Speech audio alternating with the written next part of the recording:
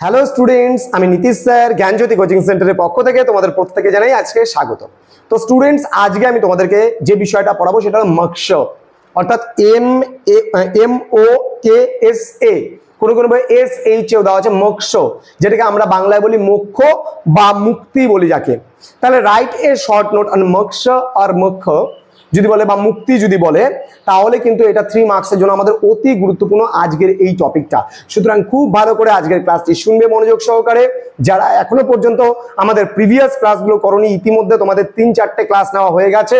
আমাদের philosophy নোটসগুলো ready করতে একটু লেট হচ্ছিল বলে ক্লাসগুলো এতদিন ধরে হয়নি, তো এখন কন্টিনিউ তোমরা ক্লাসগুলো পেতে থাকবে। স্টুডেন্টস, তোমরা অবশ্যই আমাদের চ্যানেলটিকে সাবস্ক্রাইব করে পাশে থাকা বেল আইকন অল প্রেস করে রাখো, এবং সরাসরি যদি আমাদের কাছে অনলাইনে পড়তে চাও তাহলে অবশ্যই যোগাযোগ করো আমাদের অফিসিয়াল নাম্বার 7076398606 নম্বরে অথবা 6295916282 নম্বরে। তোমাদের টোটাল কোর্স ফি রয়েছে মাত্র তোমাদের সাধ্যের মধ্যে 1199 টাকা, পুরো 5 মাসের কোর্স। এর মধ্যে তোমরা মেজর, মাইনর, এইসি পুরো প্যাকেজটাই কিন্তু পেয়ে যাচ্ছ। তো দেরি কিসের, আজই যোগাযোগ করো আমাদের অফিসিয়াল নাম্বারে। চলো শুরু করছি। মোক্ষ বা মুক্তি বলতে আমরা কি বুঝি? দেখো, ভারতীয় পুরুষার্থ আমি তোমাদের পড়াইছি, ভারতীয় দর্শন মতে পুরুষার্থ কি আমি তোমাদের পড়াইছি, তাই না? পুরুষ বলতে গেলে এখানে চেতন মনের অবস্থা, এবং এখানে অর্থ বলতে যা কাম্য বস্তু তাকে কিন্তু পুরুষার্থ, অর্থাৎ একটা পুরুষের যা প্রয়োজন এবং একটা মানুষ যা কিছু পেতে চায় সেটাকে আমরা পুরুষার্থ বলি। এই পুরুষার্থ নিয়ে আলোচনা করেছিলাম আমি, আবার একদিন ক্লাসে আলোচনা করেছিলাম যে পুরুষার্থ কয় প্রকার ও কি কি, সেটা নিয়েও আলোচনা করেছিলাম। এবার পুরুষার্থ 4 প্রকার, সেটা আমরা অলরেডি পড়ে নিয়েছি যে পুরুষার্থ কি কি 4 প্রকার, সেটা ধর্ম, অর্থ, কাম এবং মোক্ষ। তো আজকে আমি তোমাদের পড়াবো মোক্ষ বা মোক্ষ। এটা কিন্তু খুব গুরুত্বপূর্ণ এইবার তোমাদের পরীক্ষার জন্য, মেজর 3তে যাদের ফিলোসফি রয়েছে তাদের। কিন্তু দেখো, 4 ভাগ দর্শন ছাড়া, একমাত্র 4 ভাগ আমি বলেছিলাম তোমাদের, এটা নাস্তিক দর্শন। তাহলে ভারতীয় দর্শনের মধ্যে আস্তিক এবং নাস্তিক দুটো ভাগে ভাগ হয়েছে। আমি আস্তিক দর্শন এবং নাস্তিক দর্শন সম্পর্কেও তোমাদের সঙ্গে আলোচনা করেছিলাম। তাহলে 4 ভাগ দর্শনরা বা 4 ভাগ দার্শনিকরা কিন্তু কখনোই এরা কিন্তু আস্তিক দর্শনে বিশ্বাস করে না, এরা নাস্তিক। 4 ভাগ যারা রয়েছে অর্থাৎ নাস্তিক এরা, অর্থাৎ এরা কিন্তু গড অফ এক্সিস্টেন্স অর্থাৎ ভগবানের অস্তিত্বে কিন্তু কখনোই এরা বিশ্বাস করে না, বা ভগবানের অস্তিত্বকে এরা মেনে নেয় না বা মানে না। তাহলে এখানে কি বলছে, 4 ভাগ ছাড়া সকল ভারতীয় দর্শনে কিন্তু মোক্ষ এবং পুরুষার্থকে কিন্তু স্বীকার করে। অর্থাৎ যা লাভ করলে আর কিছুই কামনা থাকে না, সব কামনার অবসান ঘটে, তাকেই কিন্তু পুরুষার্থ বা পরম পুরুষার্থ বলা হয়। অর্থাৎ মনে করো আমাদের প্রত্যেকেরই একটা চাহিদা রয়েছে। এবার তুমি ভাবতে চাও যে আমি জীবনে এই জিনিসটা পেয়ে গেলে আমার জীবনে আর কোনো কিছুর চাহিদা নেই।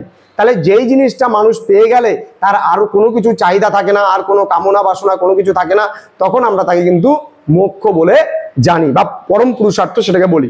এবার মোক্ষ বা মুক্তি কিন্তু পরম পুরুষার্থ। এবার আমি তোমাদের বললাম যে পরম পুরুষার্থ কি, যেই জিনিসটা বা যেই বস্তু পারে মানুষ পেলে পারে, মানুষের আর কোনো কিছু চাওয়া পাওয়া থাকে না, আর কোনো কিছু মানুষ পেতে চায় না, তাহলে সেই চাওয়াকে বা সেই পাওয়াকে পরম পুরুষার্থ বলা হয়। মোক্ষ বা মুক্তিকে হলো পরম পুরুষার্থ বলা হয়। তাহলে দেখো, আমরা প্রত্যেকটা মানুষই জীবনে কি চাই, আমরা প্রত্যেকটা মানুষই কিন্তু চাই আমাদের জীবনে মুক্তি ঘটুক এবং আমরা জীবনে পরম শান্তি বা পরম তৃপ্তি লাভ করি, যার জন্য আমরা কিন্তু এই পরম পুরুষার্থটা কামনা হিসাবে আমরা কিন্তু মেনে নেই। তাহলে এখানে কি বলছে, মোক্ষ বা মুক্তি হচ্ছে পরম পুরুষার্থ। কেননা মোক্ষ লাভ হলে সকল কামনার অবসান হয়, মানুষ তার চরম লক্ষ্যে উপনীত হতে পারে, মানুষের আর কোনো কামনা বাসনা থাকতে পারে না, বা মানুষের আর কোনো কামনা বাসনা থাকে না। সেই কারণে তোমার হচ্ছে মোক্ষকে কিন্তু পরম পুরুষার্থ বলা হয়। এবং মোক্ষ লাভ হলো পুনর্জন্মের কি বলছে এখানে অবসান হয়। পুনর্জন্মের অবসান বলতে গেলে কি, এখানে প্রত্যেকটা মানুষ চায় যে আমার আত্মার মুক্তি হোক, আমি যেন জীবনে মুক্তি পাই, আমার জীবনে এই যে চাহিদা এই আশাটা যেন পূরণ হয়। তাহলে মানুষের যে চাহিদা, মানুষের যে আশা, মানুষের যে আকাঙ্ক্ষা, সেই আকাঙ্ক্ষা যখন পুরোপুরিভাবে মানুষ তৃপ্তি ঘটাতে পারে বা পরম পাওয়া মানুষের হয়ে যায়, তখন কিন্তু আমরা তাকে পরম পুরুষার্থ বা মোক্ষ বলছি। তো বলছে সকল প্রকার দুঃখ থেকে মানুষ একমাত্র পরম পুরুষার্থ লাভ করলে পারেই মানুষ পায় চরম নিবৃত্তি এবং চরম তৃপ্তি পায় কিন্তু মানুষ। হ্যাঁ, তো এখানে বলছে দুঃখের ঐকান্তিক এবং অত্যন্তিক নিবৃত্তি হলো মুখ্য। অর্থাৎ যেখানেই দুঃখের অবসান সেখানেই মানুষের মোক্ষ লাভ সম্ভব। অর্থাৎ তোমার দুঃখের লাভ যতক্ষণ তোমার হবে না ততক্ষণ ধরে কিন্তু তোমার মোক্ষ লাভও কিন্তু হতে পারে না। তাহলে ভারতীয় দর্শনের সকল প্রকার দুঃখ থেকে চিরকালের জন্য নিষ্কৃতি পাওয়াটাকেই বলা হয় পরম পুরুষার্থ বা মোক্ষ বলা হয়। এখানে কি বলছে, যেমন এখানে জীবনের এই পরম পুরুষার্থ মোক্ষকে বিভিন্ন দর্শনে বিভিন্ন নামে উল্লেখ করা হয়েছে। যেমন বিভিন্ন মোক্ষবাদী দার্শনিকরা এই পরম পুরুষার্থকে মোক্ষ বলেছে, কৈবল্য বলেছে, নির্বাণ বলেছে, নিঃশ্রেয়স বলেছে, মুক্তি বলেছে, বিভিন্ন নাম দিয়েছে মোক্ষের। হ্যাঁ, তো মোক্ষ অর্থে জীবন যন্ত্রণা থেকে মুক্তি, জাগতিক সমস্ত মায়া মমতা বন্ধন ছিন্ন করে মানুষ যখন মুক্তি লাভ করে তখনই কিন্তু তাকে মোক্ষ বলা হয়, বা তখনই তাকে কিন্তু পরম পুরুষার্থ বলা হয়। তো আশা করি আজকের ক্লাসটা তোমরা বুঝতে পেরেছো। এবং এই যে আমি মোক্ষ বললাম, মোক্ষ মানে কি সমস্ত রকম দুঃখ থেকে মুক্তি, তাহলে তুমি এটাকে খুব সুন্দর করে বুঝে নিয়ে বানিয়ে আরামসে লিখতে পারবা। দেখো পড়াশোনা মাত্রই কি পড়ে নিয়ে মানে সেটাকে পরীক্ষায় প্রেজেন্ট করতে হবে, এতটাও কঠিন না। এবারকার ফিলোসফিটা 3টা পেপার তোমাদের মেজরে রয়েছে, আমি 3টা পেপার নিয়ে তোমাদের সঙ্গে বিস্তারিত আলোচনা করবো পরবর্তী ক্লাসগুলোতে। আরো ইতিমধ্যে আমার 4-5খানা ক্লাস হয়ে গেল, আমি আরো ফিলোসফির উপর তোমাদের ক্লাসগুলো দেবো।